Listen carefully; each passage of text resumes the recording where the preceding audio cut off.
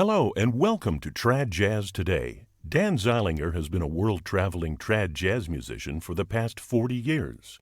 Some of his most memorable performances were on the lawn of the Edinburgh Castle, at the Imperial Palace in Japan, as well as TV shows and commercials around the world.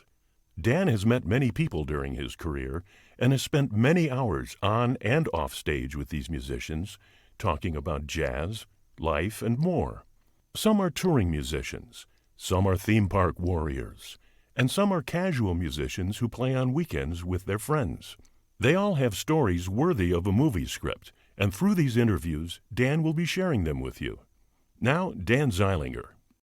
Hi there, this is Dan Zeilinger with Trad Jazz Today. My next guest is somebody who's been on my wish list since I started this show. And evidently, we just sort of miscommunications back and forth. My favorite drummer to play with of all time. Wow. and I'll explain myself for that statement here soon, because I played with some great drummers. But here he is, Mr. Eddie Metz Jr. Eddie. Buddy. Now, what I meant by that was I think we got stuck on an all-star set, which, of course, we all love. Anyway. Sure. And I had never experienced the trust in that I had in you as a drummer. And we had, I think it was when first we met, and we sat down and played a set, and it was like being in an armchair for me. I didn't have to worry about anything. And that's very rare. You have excellent chops, and now that I've researched you a little bit, I understand why. But as a bass player, that's something you don't have often. Because as a rhythm section player, as you know, we always want to take responsibility for the groove and for what happens. And if anybody in the rhythm section is fighting one way or another, it never works. And you, sir, were just a pleasure from the downbeat.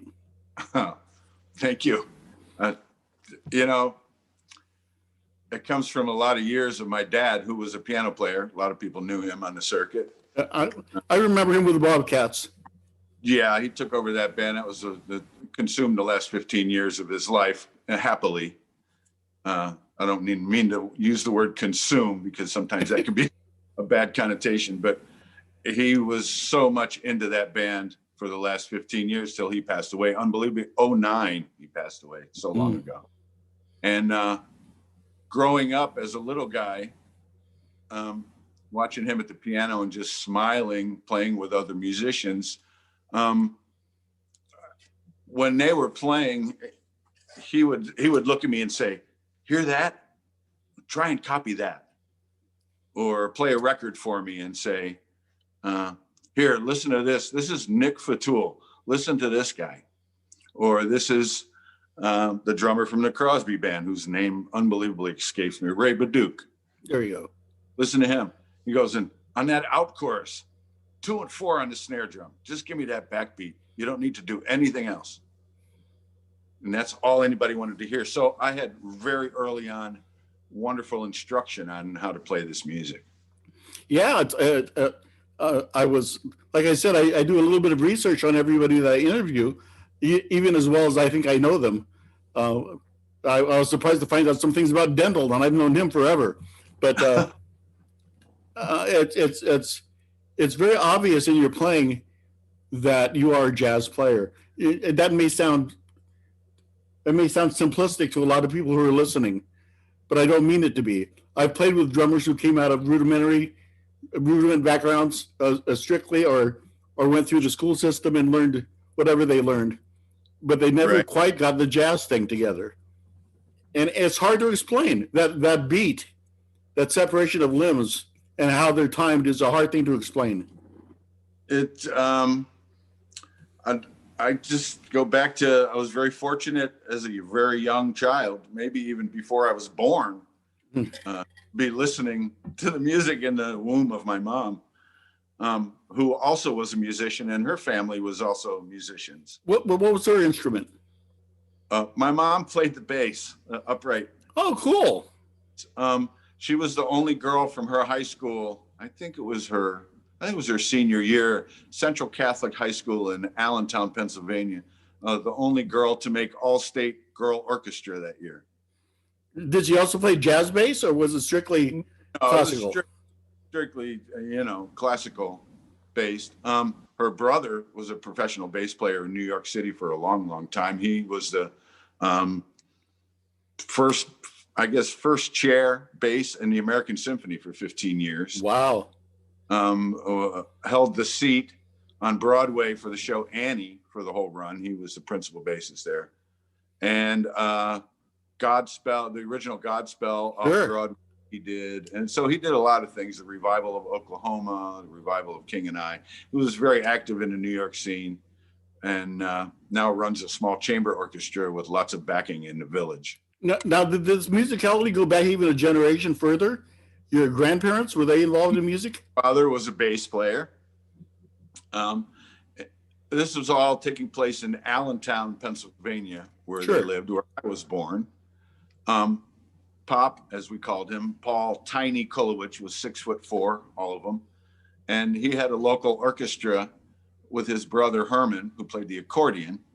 And they used to do scaled down versions of classical pieces, Poet and Peasant Overture, the Lone Ranger, whatever that was called. Sure.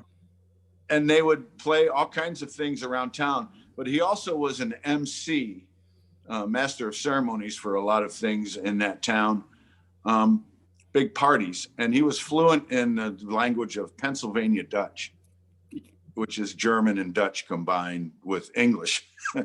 It's pretty crazy. But he was a local celebrity in the Allentown, Pennsylvania area. Well, if you take note of my last name, you'll know that I'm half German. So that's not a foreign concept to me. Okay.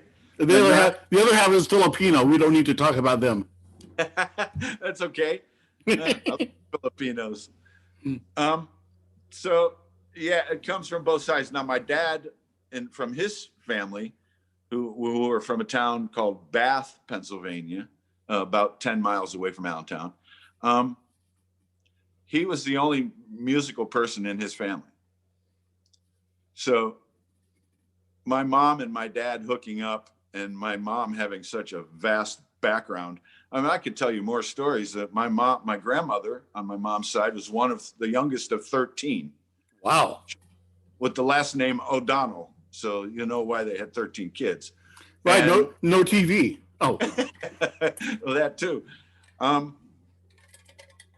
Her brothers, my great uncle Jimmo and my great uncle Danny, were gypsies on Broadway, and they were clowns for a while in the Ringling Circus, on the road with Ringling as clowns and jugglers. Sure. And my uncle Jimmo's kids went on to be incredible jugglers, and one still holds a record for, 10 or 12 balls at once. It's still kind of going on. And of course, they married into circus families. And my uncle Danny and his wife Coral Colino, you could look up the Colino family, starting with a C, were famous in the circus for many years. They originated the Teeter Totter Act, where she did a double somersault into the big comfy chair at the top of the pole. They originated that trick. I actually played a dirt circus for a summer, so I'm pretty hip. So, but it's all part of my background as far as encompassing the whole entertainment. It sounds like manual dexterity runs in the family. Yeah, a little bit. Yeah, I was always a pretty athletic kid. I couldn't run very well, but athletics was always easy for me. Baseball, and I played one season of football. I didn't like that. I played a lot of hockey growing up in Michigan. We moved to Michigan when I was in third grade.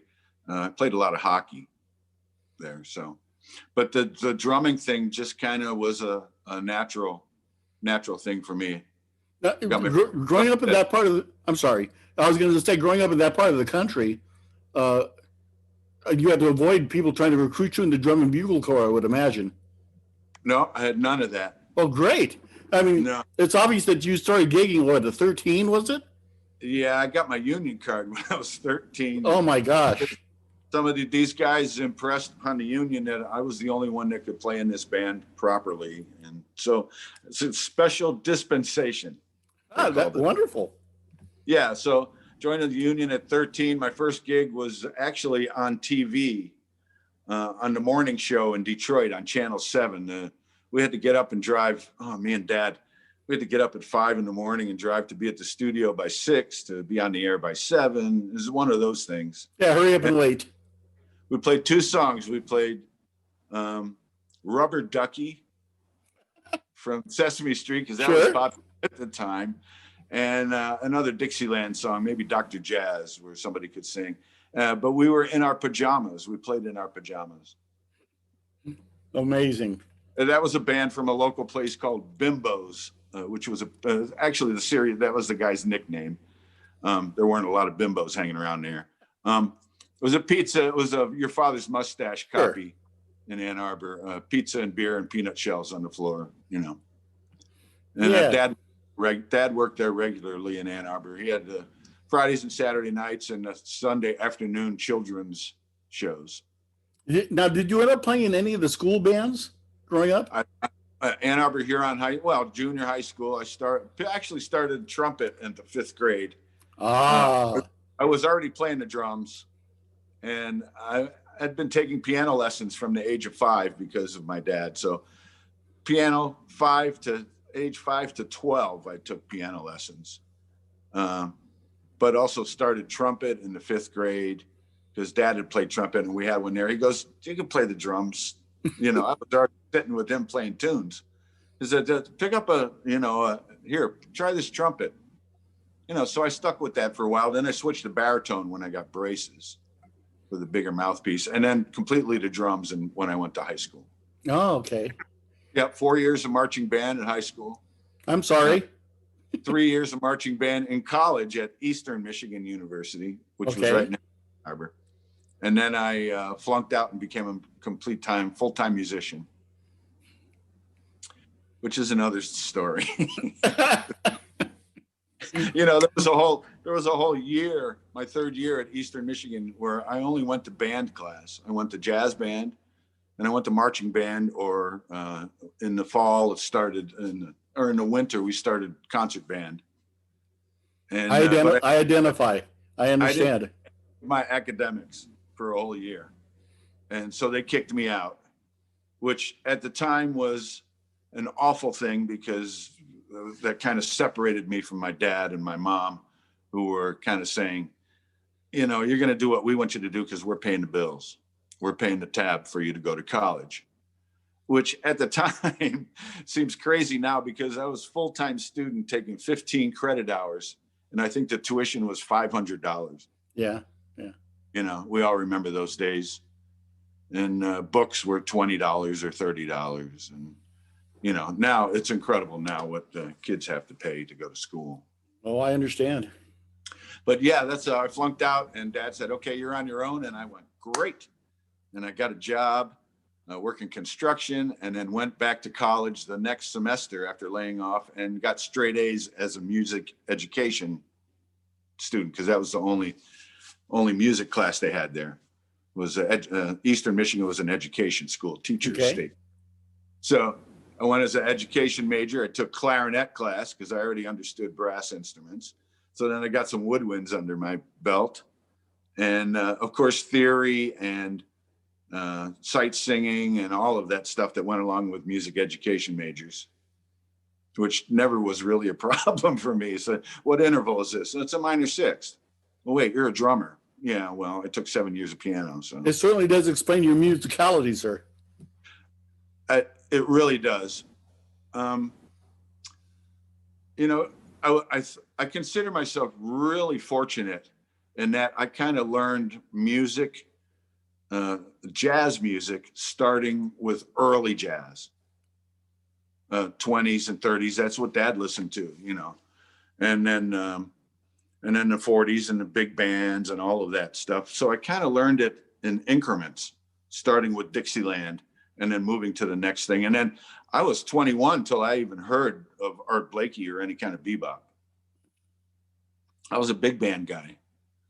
Yeah. And I loved big band. I wanted to play with Maynard's band. I wanted to play with Woody Herman's band. I wanted to play with Basie, which You ended up unbelievably, playing with Basie, yeah.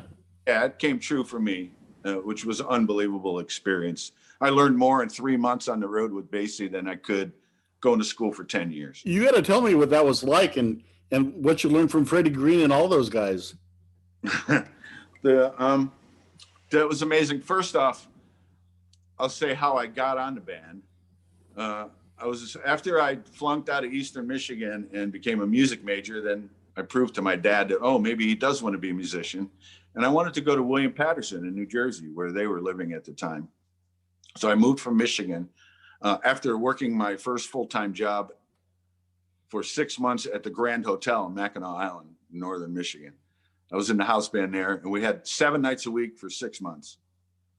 $350 a week, room and board. Not bad. No, that was in 1980. Yeah. So I left there, had some money, I bought a car, and I took my drums and whatever else I owned and drove back to New Jersey where mom and dad were and started at William Patterson College that winter. 2 years later is when I got the gig from Basie, which kind of sealed my fate with my parents. Now, how did he find out about you? Okay. Going to William Patterson, I was just working jobs with local musicians. A good friend of mine who was a trumpet player in the area, Johnny Melito. He was working in Grover Mitchell's big band, which was an offshoot of the Basie band when they weren't on the road. So Grover had a big band and they were playing at Rockefeller Center at the Rainbow Room. And he calls me up one night late. You know, my mom and dad were kind of mad. They woke me up. And he calls and says, Eddie, you got to get me something to give to Grover tomorrow. I'm driving into the city at 4:00 tomorrow. I got to get you on the band. The drummer quit last night. So, okay. So I started the next morning and put a cassette tape together of some of the best stuff I had on recorded and put this master tape together and drove it to John's house before he went to New York that night. And he gave it to Grover Mitchell. Now that would have been maybe in August or end of July, maybe 1982. Okay. I didn't think anything about it. Didn't hear anything. Enrolled in William Patterson again in October for the fall semester, starting right after Labor Day. Well, I was finishing my contract working at Great Adventure Theme Park that summer, leading a mobile Dixieland unit. And been there, done that. I understand. So many stories, you know, it's just, I could talk for hours, but I won't. I'm with my girlfriend sitting in the house and we're watching the Jerry Lewis telethon, Labor Day. Those of us that remember that. Oh, yeah. And they're showing Sammy Davis from Harris in Lake Tahoe. I'm like, oh man, wow, that would be great to get that. And no sooner did I say that, honest to God, and the phone rang. So I ran to pick up the phone, and at the other end I hear, is this Ed Metz? And I said, yes, Eddie Metz Jr. He goes, this is Count Basie. And I went, get out of here. You're fooling me. John Melito, you're calling me, pretending you're Count Basie. What are you doing? He said, and there's just silence at the other end. And I went, hello? And he said it again, hello, this is Count Basie. And I recognized his voice because I had met him a couple of times. And I started shaking, physically shaking, because there would be only one reason why Count Basie would be calling me. And he asked me to join his band. And that was what came out of sending that cassette tape into Grover Mitchell with my buddy John Melito. He played it for Basie on the bus. Hey, Greg Fields is leaving. Why don't we try this guy? And that was it. I kind of snuck in the back door because Grover was not the manager of the band. Sonny Cohn was the manager. Wow. And they did not get along, the two of them. So I kind of snuck in the back door with Grover, and Sonny was at the front door waiting for his guy to show up. And so there was a little tension there. It never was focused on me personally. It always was between Grover and Sonny. Right. So that was how I got on there. So I left, I'll never forget it, October 8th. I met them at the Edison Hotel in New York. My dad took me to New York with my suitcase and my hanging clothes and my 5 pieces of drum set, all packed up in new road cases and ready to go. And off I went. And I watched my dad standing on the sidewalk in front of the Edison Hotel, I was waving at him from the bus. See you later. And it's about the second time I'd seen him ever cry. That's And very so I was cool. like, yes, I did it. You know, I this is it. I know it's right. And so that's how I got on that Basie band. Yeah. That lasted for the next 3 months. I was talking to one of my interviews about at the heart of it all, that's exactly what we all want as far as being a male musician is you want to make your dad proud. That must have been such an important moment for you. It was, because I had taken such drastic action to cut the tie, to be able to do what I wanted to do, because I knew I was good at it. And it was really the only thing I was good at. You know, accounting 101 was my complete downfall. And I was like, what is this? Come on.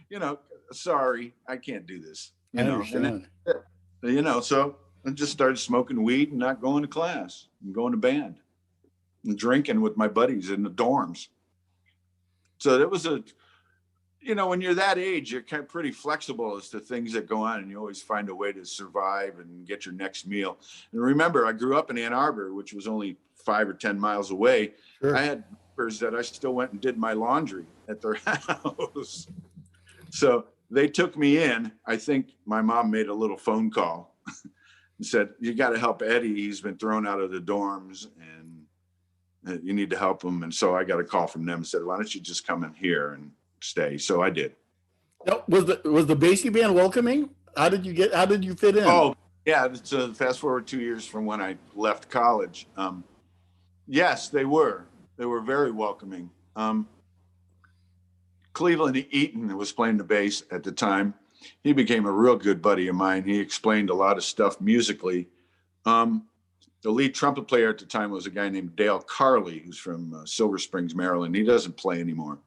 But he was there. He was really nice enough and he's a good buddy of John Melito's. They were on Clark Terry's band together before that. He mailed to me a couple of cassettes of, here's the current lineup for what our concerts are. Kind of like it changes once in a while, but here's kind of the order of the tunes. Sure. So I went in, I played my first show with them. I knew I had everything memorized. I didn't have to look at one piece of music. It was Wind Machine, Blues for Basie, Jumping at the Woodside, all the normal stuff. Shiny Stockings, April in Paris. There Will Never Be Another You, featuring Bob Summers on flugelhorn. Yeah. Fest, There Will Never Be Another You. All the regular stuff. So, and I was pretty happy with my performance, but of course, at the end of the first tune we played, I looked down and I see Count Basie at the piano. And again, the shaking thing started. I usually wasn't scared about being on stage, but I uncontrollably shaking my hands. I had no idea where to put them. And to pick up the sticks for the next song was quite a task. But eventually I settled right in. Nobody ever gave me a problem. Well, I did get some problems from Freddie. And this is a great story. I've told this story before. I'm going to have to turn my back to the camera for a minute. That's all right. So when I was playing the drums with Basie, I'm looking straight, and right in front of me, 10 feet in front of me, is Freddie Green. Trombones are here, saxophones on the left. And this is what I saw of Freddie. Am I in the frame? Yep. This is what I saw. And every once in a while, I would get this.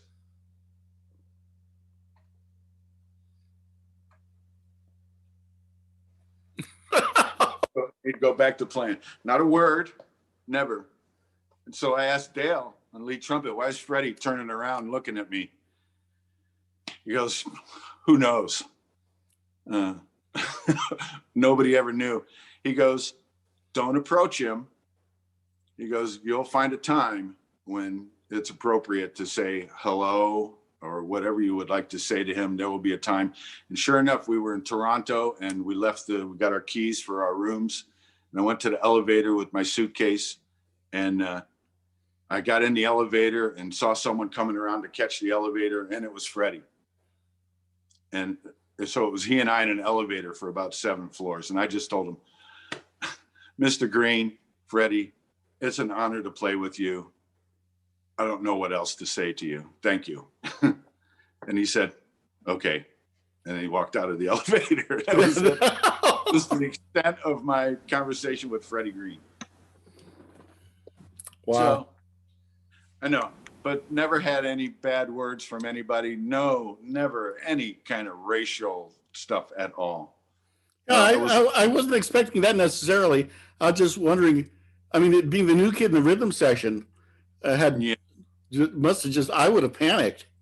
Just, well, not knowing exactly who to listen to or who everybody considered the boss, you know? I just kind of like, okay, here I am, and you've got to play. You better play, you know, your best. And, you know, the first couple nights, I don't remember. I remember a lot, but I don't remember a lot. Sure. All I know is the end of the first night, I was just so happy to be there. I couldn't believe it. And a couple of the guys said, hey, that was a good job. Maybe let's try this next time. Let's try this, watch the ending on this. Because that band sure could tug on the time. Yeah, oh, yeah. Oh, my God. They lean so far back, you're not sure which direction you're going in. Right. Like the first, I'll never forget, first night, April in Paris. Everybody knows April in Paris with Basie. I'm like, I can't believe I'm playing this with this band. I'm looking, there's Count Basie, there's Freddie Green. And instead of playing the melody like it's written, which I think is a quarter note triplet and 2 quarter notes, da, da, da, da, da. Right. The saxophones would play 1, 2, 3, 4, da, da, da, da, da. It was like a group of 5 across the measure. And the first thing in Cleveland goes, don't listen to him. Yo, don't listen to him. Okay. And I tried to forge ahead, cross stick on 2 and 4, just to do anything to keep me with Cleveland Eaton while the saxophones are going, no, you need to go this way. Come on. Yeah.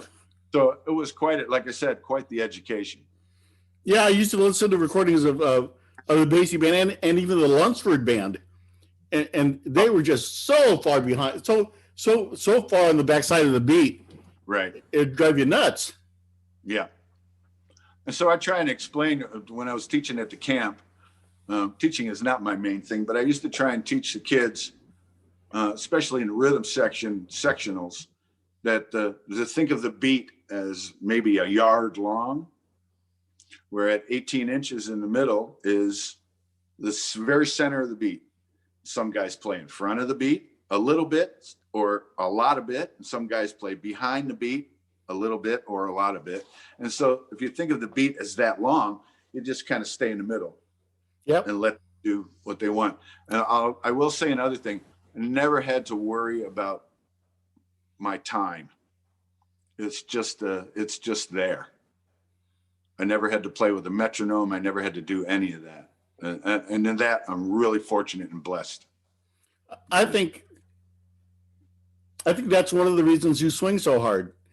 And what I mean by that is the guys who grow up with a metronome in their back pocket become less musical. Music wasn't meant to be an electronic exactness. It has to do with emotion. It has to do with the moment. Sure. And it always ebbs and flows and moves up a little bit and moves down a little bit. It always happens. And if you're so metronomically like a metronome, that's gonna really bother you when it starts to move back a little bit or move forward a little bit. Guys, when I came to Disney and worked at Disney a lot, we did a lot of what's called click track shows. But these click track shows, only the drummer can hear the click track. Right. And then the rest of the band plays with the drummer. Now, after a while, of course, we all knew the show and what was going to happen. But I used to have to train new drummers and subs and guys to learn the show. And if they had not very good time on their own playing, then them listening to a click track that's like a metronome, it was like watching them get yanked around like a little puppy on a chain, you know. It was unbelievable. I understand. But if you can sit and play steady time, that click track is not going to bother you.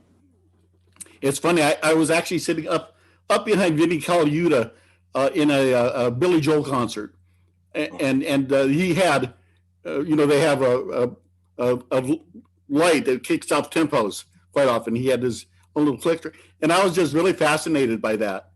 That even especially in large arena acts, a lot of these guys are using a drummer only click. Sure. Yep. That'll do. Steely Dan will have a click track just to get the tempos. From a computer, somebody's running it, and they'll send a tempo to Keith Carlack, who's their current drummer for the last 12 years or so, who's an amazing player, just to get the tempos right. He probably doesn't need it anymore. So now you went down to Orlando, right? I moved to Orlando in 1985. You ended up down there with the Disney World bunch. I came down here and Rosie's, right? Were you at Rosie's too? Leading up to me moving to Orlando, I was working the summer. I worked 3 summers in a row at Great Adventure, 82, 83, 84, 85, four summers. And at the time, in the wintertime, I started working with Park Frankenfield back in Allentown. I was living in North Jersey, and it would take about an hour to drive there. And for a while, I would do Great Adventure and then out to Allentown. And so I did a lot of driving. I think I put 35,000 miles on my car that year. So Park Frankenfield went to the Sacramento Jubilee. It was my first festival, 1985. And I met the guys from the Rosie O'Grady's band in Orlando, led by Bill Allred. Right.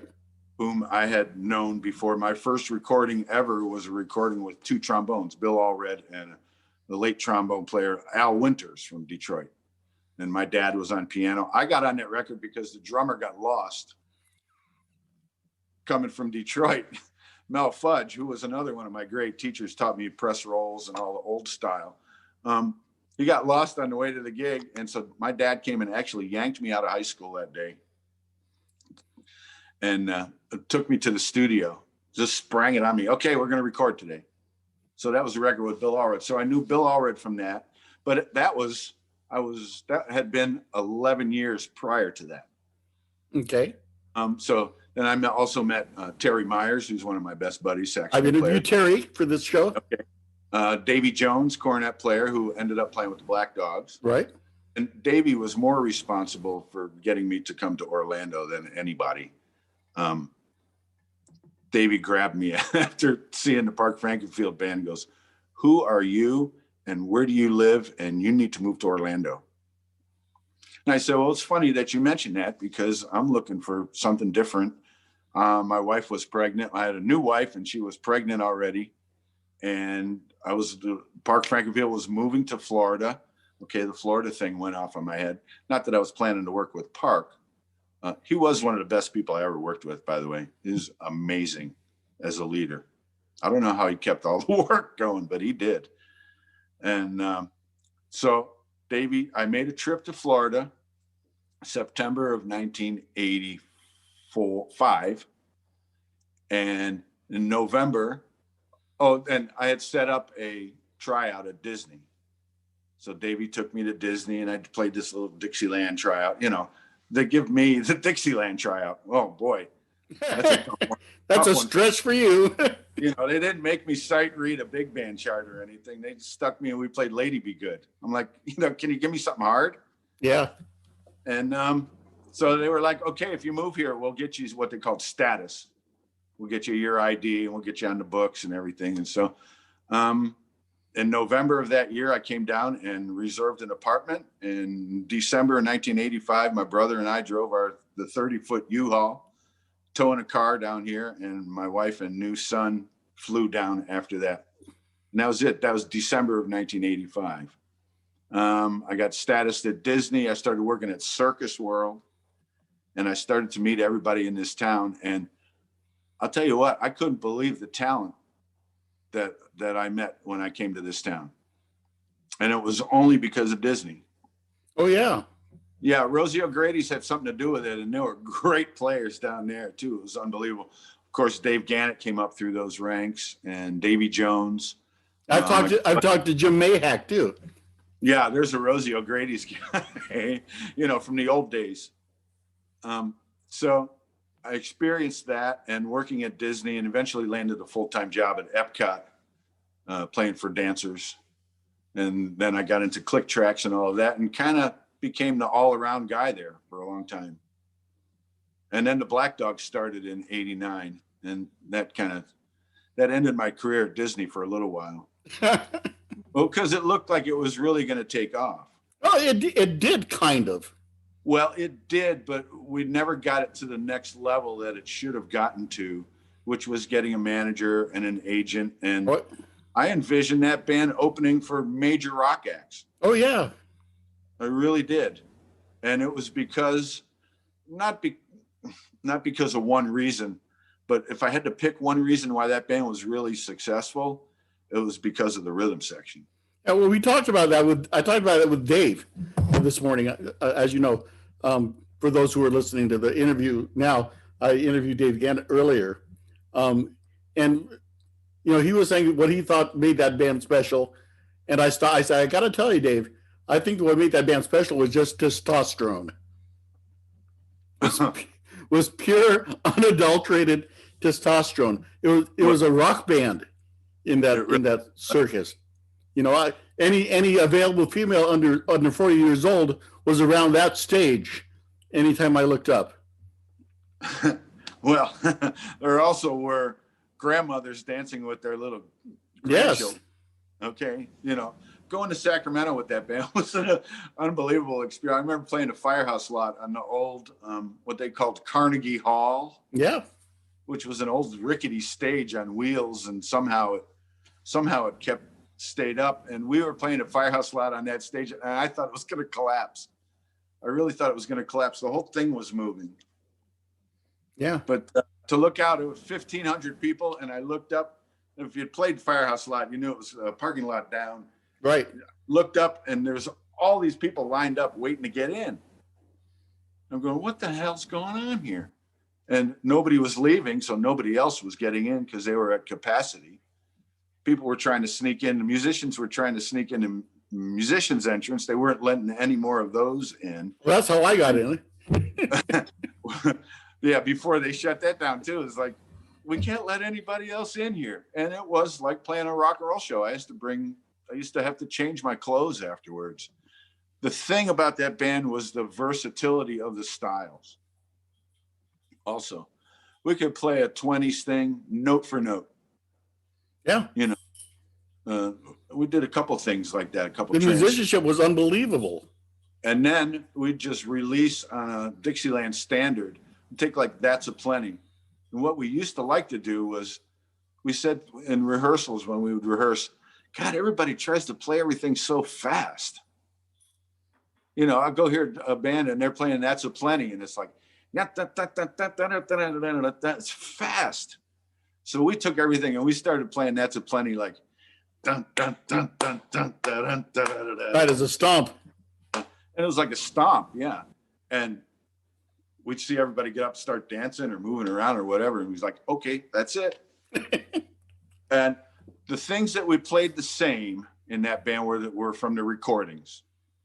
We played all the material that we had recorded. We played it the same way every time. It was the tunes that we were just playing head charts on, that we never, ever knew which way it was going to go. Never. One point, I'll never forget one point, the biggest crash and burn we ever had as a band was Davy Jones in the middle of the band at the trumpet, of course, would turn around and would kind of dictate which way it was going to go. And he'd look at you and he'd either go, keep playing or don't play. And this was like with his back to the audience, so nobody really would see it. He was very subtle about it.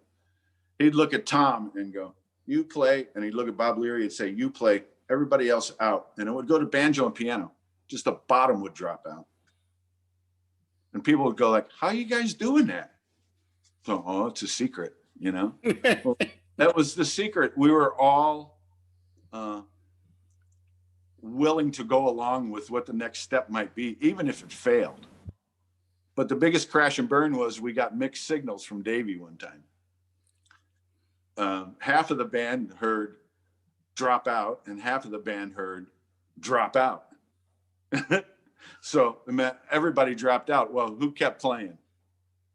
Here I am, big drum solo, crash and burn. Oh, big drum solo. Here we go. So that's what happened. That's it. Our crash and burn turned into a drum solo. So for those of you listening, when in doubt, let the drummer take it for a little while. There you go. Start over again. Wiser words were never spoken. So it was the Black Dogs was truly an amazing experience. I always felt sorry for the band that followed us. Oh, I hear you. I think I was that band once when I was out there with Misbehaving. I remember one day, High Sierra, poor High, and I love all those guys to death. It was the Al Smith High Sierra. Sure. The old one, but it was still the Earl and Charlie and the Huddleston brothers, and right, Al, Howard, yeah. And Howard, yes. And then after that, Peter Myers had the band for a while. But in the heyday, when the Black Dogs played, the band that followed us, I felt so bad for them because everybody would leave. And they were a big draw. They were running to our next set to try and get in. So Sacramento got smart and they'd give us one day in Old Sacramento and one day at the convention center area and one day out at the Cal Expo. So we weren't running around doing stuff either. So yeah, my later years at that festival, I was with the Hot Frogs. You're right. And they were a good draw too, but we couldn't compete with you guys, Or Igor was at the time too. Oh yeah. Good crowds at the time. Yep. He was close. He had that long-haired hippie thing going on, and they attracted the same kind of crowd you guys did. Not size-wise, demographic-wise. We also were accused of not really being a Dixieland band. Oh. No, you guys are a STAD band. You know what STAD stands for, don't you? I'm sorry, I'm going to say that. Shit that ain't Dixieland. That's what they call us, STAD. Because we were playing a lot of stuff that was not considered Dixieland. I know one of your big hits was Iko Iko. I'm sorry? One of your, Iko? Iko, yeah. That was one of your big hits that the trad people poo-pooed. Right. Okay. Well, what they didn't realize was that was all New Orleans music. Yeah. Okay. And as I grew later in my years, I found the whole connection of all the different music that comes together and that builds on top of one another. But a lot of it came from New Orleans. Most of it came from New Orleans. Oh yeah, well you had all those influences. You had the Cuban influences and Creole and right. They and exactly. Sure. That's exactly what kind of happened with all that. But one of the conversations that comes up on this channel all the time on this show is the fact that people who want to make pigeonholes are always scholastics. It's never the musicians. Right. Musicians are trying to make a buck. Sure. When you have the self-proclaimed experts wanting to categorize everything. Oh, Tex Wyndham hated this. I love Tex. My dad was playing with them with the Rent Party Revelers. And eventually they all would start to come and see us. And eventually he gave in and said, well, when they play trad jazz, they really do play it. Which I think is funny with a guy who wore a sequin glove. Anyway. I like Tex. I do too. He was always a great guy. The Black Dogs had a routine of a guy named Dr. Wyndham Graybo. No, I didn't. He made an appearance on one record. Tom Hook did this, smoking a pipe and going, well, when I was playing trad jazz, we'll talk about how Fats Waller called them yellow dogs on the train, things like that. We envisioned stage shows with a big cushy seat and a light and a table with an ashtray with the pipe on it. Yeah, like the Actors Theater. Yeah, and just dim the stage, and there would be Tom sitting in that big comfy chair doing his Wyndham Graybo act for 5 minutes, introducing the next song. And thinking that everyone wanted to hear the history of every song we played. That's hilarious. It's not too late to do that, you know. That might be a routine that needs to go on video soon. It was like nothing else. It was a newsletter. Yoakum had put together this mailing list, and we had a newsletter, and we all contributed to the newsletter. A couple stories I wrote. The first one I wrote was about how I'd come home from these festivals, and here's the cash, baby. And we were a hit again, and we sold, I don't know how many hundreds of cassette tapes. And she'd say, "Oh, that's nice. Would you take out the trash for me, please?" Yes. Back to reality again. So. Yeah, it's interesting that you bring that up. With what little success I had in my career, I firmly understood those musicians who go off the deep end on drugs and alcohol. You understand if you're not a musician or if you're not a performer, that chasm between what you feel on stage and what you get when you get home. A lot of people don't understand that chasm. It's death-defying. It's crazy. Well, the loneliest guys in the world are stand-up comedians. Well, this I know. I used to write for Westy. Okay.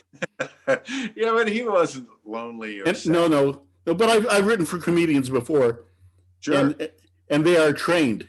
There are people who, like magicians, as you well know. Magicians are people who trained to get a personality.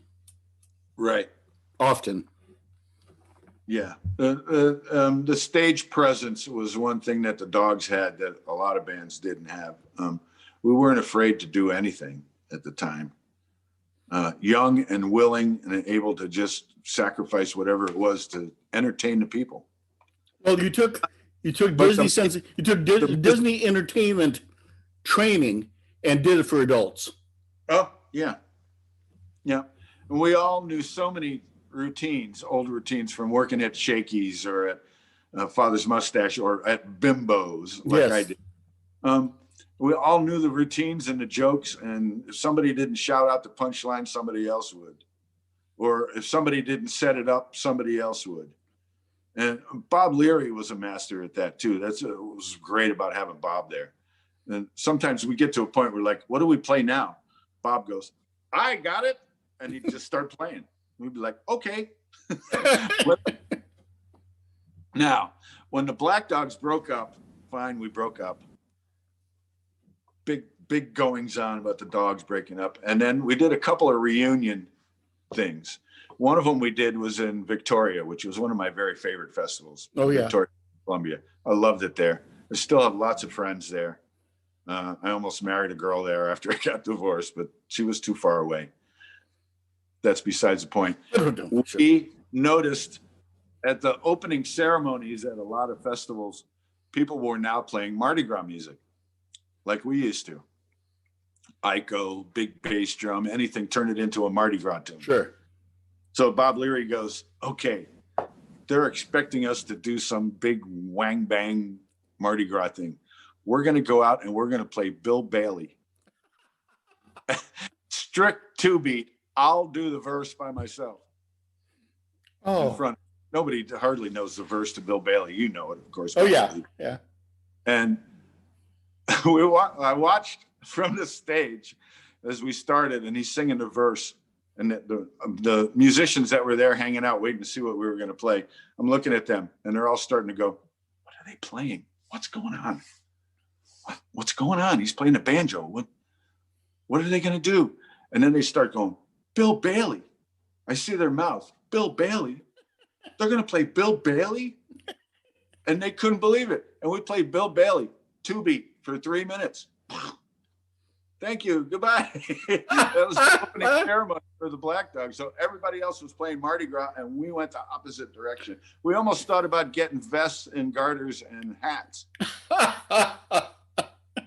Evil, I tell you. I said, no, we can't be that mean to them. Come on, just stop. But it was an unbelievable experience. That band, it was amazing. And of course, to this day, I'm still working with Tom Hook, Yeah. and who kind of took it over after Yoakum. And it was very much a co-op band after that point. It was all split 7 ways. And that band, after Yoakum left, we went to China. We played a tour of mainland China. Yeah, Dave talked about it. Yeah, I had a chance to tour China with 10th Avenue, but it was outrageous. This guy, Mike Kennedy from Victoria, the late Mike Kennedy, calls us and says, all right, I want to take you guys to Canada or to China. I'm like, China? What do you want to go to China for? He goes, just trust me. Can you trust me? And so we did. We went for 2 weeks. We played 7 concerts in 2 weeks there. It was amazing, including one with the Great Wall behind us. Yeah, yeah. It was amazing. It certainly is an interesting experience. Yeah. And then on top of that, everything that's happened to me after that is I became heavily involved in playing jazz parties. After the Dogs, I got asked by Tom Saunders to play in the All-Star Band at Sacramento Festival. And so I started to break into that. And I'm happy to say, I'm proud to say that I think I'm the most recorded musician on Arbor's Records. I wouldn't doubt it. And you also now have become a professor. Oh yeah, well, that's the Sacramento Band Camp and my good friend Bill Dendel, whom I love dearly, and his wife Shelley. All those people there, the people who run it. I'm not teaching there anymore. My last year was a couple years ago. Well, I know they had to go out and try to get Matt Johnson to replace you. And although Matt's lovely and a great player, so yes, wonderful. I haven't talked to Matt in a long time. Oh, you and I are old friends. Yes, and he was in that band with Westy. Yes, yeah. The Yacht Club, Palm Springs Yacht, which was a wonderful thing too. It's just, and yeah, Westy and I had we had a Michigan connection. Westy and I. Yeah, he went to Eastern Michigan a few years before I did, but we went to the same school. So that was a real connection with him. I miss him dearly. Yeah, I'm still in contact with Sharon and the boys. So I line and I drop them a line every once in a while. Yeah, Westy was just amazing. Those years at camp, I loved him. And then I reached a certain point where I just couldn't do it anymore. Well, a lot of those kids now are big names. I know. It's crazy. You get the Jason Jerzaks and all these guys that are tearing up the world. Sure. Yeah. Matt Perrine went to the first band camp there. Yep. And unbelievable. Jason Warner. Yes. Who should be a bigger star than he is. Absolutely. Absolutely. All the people I met going through there, Abe Most, sitting and hanging with Abe Most at night, listening to him tell stories, it was just amazing. Yeah. So, yeah, I'm sure that you're missed. Now it's all around the campfire. But who wants to do a virtual jazz camp anyway? Not me. I know there's one going on this weekend. I don't know how they're doing it. Yep, San Diego. I saw that they're actually doing jam sessions on Zoom. I don't know how you can do that. There are some apps now that are making time adjustments to make that possible, but it's not Zoom. Okay. Whatever it was, Yeah, Katie Kavera is involved with all that stuff. All through what's been going on since a year ago, the last thing I did, the last festival I played was San Diego Jazz Party, end of February. Yeah. Which is, I'm honored to play there. And it's a great thing for a jazz party. After that, I came home and did a couple more gigs, and that was it. And went, I think, about 3 months without any gigs. And then the streaming thing started to show up, where I'd play with some local bands doing a streaming thing. All of us. Thank goodness you know how to play with a click, huh? Well, and then Tom Hook and Bobby Durham, my good buddies who formed the Terrier Brothers. We were the Terrier Brothers before the Black Dogs got together, by the way. We were working at Church Street playing rock and roll. Okay. 50s and 60s rock and roll. So I was playing with Tom before we even started the Black Dogs before Yoakum even started it. So I had that going on. You know, I'd be playing rock and roll during the week and then go out and play a Dixieland festival with the Black Dogs. And so I had to be really versatile, or go work at Disney all week playing click track shows. Yeah. My secret has really been my versatility. I agree.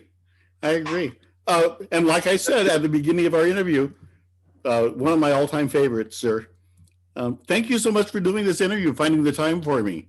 Dan, thanks for asking me. I'm sorry it took so long. It's okay. You know, there's still people. There's some musicians who just don't feel comfortable talking too.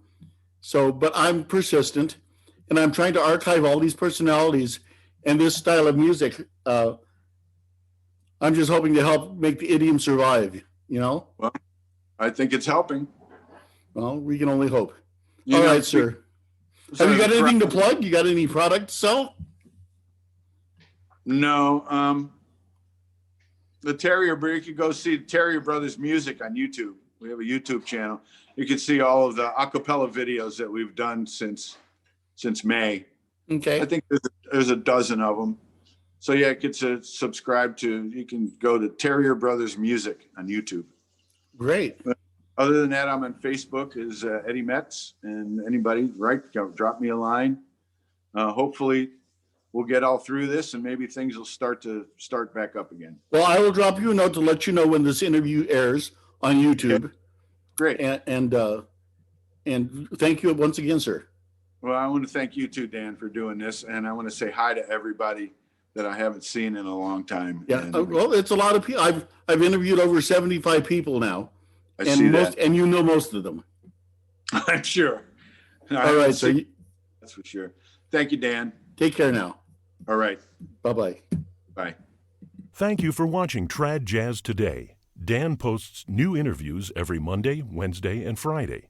Make sure to check out the archive of past shows, and please give us a thumbs up when you subscribe to the channel. Bye.